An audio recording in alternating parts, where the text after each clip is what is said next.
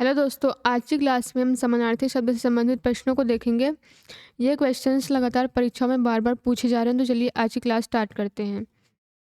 पहला प्रश्न हमसे पूछा जा रहा है, इनमें से कौन-सा शब्द अरुण का समानार्थी नहीं है? सूर्य, सूर्य का सारथी, कुमकुम कुमकुम या बिंबा फल। तो इसमें ऑप्शन डी हमारा सही ऑप्शन होगा। अगला प्रश्न देखते हैं। अगले प्रश्न में पूछा जा रहा है, इनमें से कौन-सा शब्द उच्च का समानार्थी नहीं है? टीला, श्रेष्ठ, बड़ा या उठा हुआ। तो इसमें ऑप्शन ए टीला शब्द या उच्च का समानार्थी नहीं होता है। अगला प्रश्न देखते हैं, प्रश्न 3। इसमें पूछा जा रहा है, इनमें से कौन सा शब्द कनक का समानार्थी नहीं है? कनक का समानार्थी कौन सा नहीं है? सोना, मक्का, धतूरा या गेहूं। तो जो मक्का शब्द है या कनक का समानार्थी नहीं होता है। तो चलिए अगला प्रश्न देखते हैं। अगले प्रश्न में हमसे पूछा गया, इनमें से कौन सा शब्द गुस्से का समानार्थी नहीं है? क्रोध, अमर्ष, अपकर्ष या रोष। तो इसमें ऑप्शन सी अपकर्ष शब्द जो है यह गुस्से का समानार्थी नहीं है। तो चलिए देखते हैं अगला निर्देश दिया हुआ है।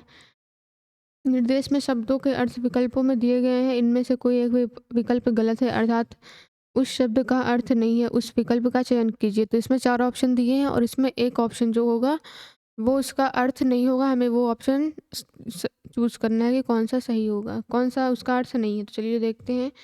तक्षक तक्षक दिया हुआ है, इसमें ऑप्शन ए में दिया हुआ है बढ़ई, ऑप्शन बी में सूत्रधार, ऑप्शन सी में शिलान्यास, ऑप्शन डी में विश्वकर्मा। तो तक्षक का अर्थ कौन सा नहीं होगा? तो जी हाँ, शिलान्यास शब्द जो है यह तक्षक का अर्थ नहीं है। तो ये ऑप्शन हमारा सही ऑप्शन होगा। अगला प्रश्न देखते हैं, प्रश्न 6। निम्नलिखित में से कौन सा समानार्थी नहीं है? भाव का समानार्थी कौन सा नहीं है? भवन, दर, विचार या अभिप्राय। तो जो भवन शब्द है यह भाव का समानार्थी नहीं होता है। प्रश्न 7 देखते हैं, इनमें से कौन सा शब्द मद का समानार्थी नहीं है? शिथिल, गर्व, मद्य या नशा। जो शिथिल शब्द है यह मद का समानार्थी नहीं होता है। प्रश्न 8 देते हैं, निम्नलिखित प्रश्न में 4 विकल्पों में से उस विकल्प का चयन करें जो दिए गए शब्द का सही समानार्थी शब्द वाला विकल्प है। ऑप्शन ए में दिया हुआ है व्याघ्र, ऑप्शन बी में शार्दूल, ऑप्शन सी में व्यायाल, ऑप्शन सी में सारंग। तो इसमें ऑप्शन सी व्यायाल हमारा सही ऑप्शन होगा। अगला प्रश्न देखते हैं, प्रश्न 9। उस विकल्प का चयन करें जो दिए गए शब्द का सही समानार्थी शब्द है। ऑप्शन ए में दिया हुआ है कुरंग। आई थिंक इसमें टाइपिंग मिस्टेक हो गई है, इस क्वेश्चन को हम स्किप कर देते हैं। चलिए अगला क्वेश्चन देखते हैं।